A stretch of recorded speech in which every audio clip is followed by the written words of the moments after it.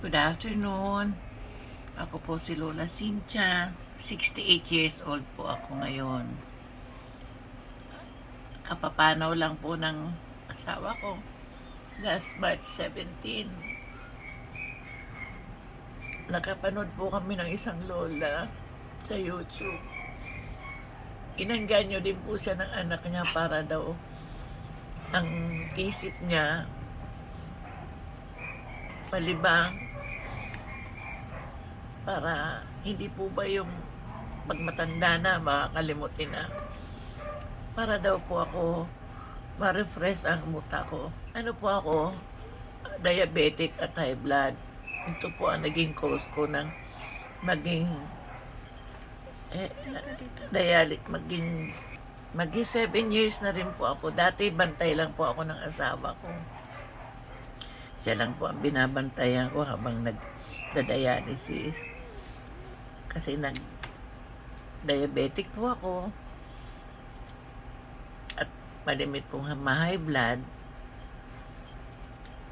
Kaya naapektuhan na po yung kidney ko. Tumaas po ang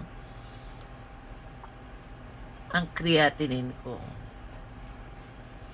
Kaya simula po noon, malimit po ako ma-hospital kasi na-ICU po ako, na tutubuhan kasi napupuno po ang baga ako ng tubig.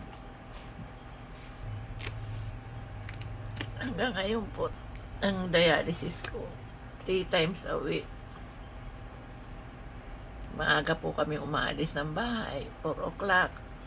Mahuhup po kami 5:30 kasi yun po ang start ng treatment. Maglalas po yan ng 4 hours.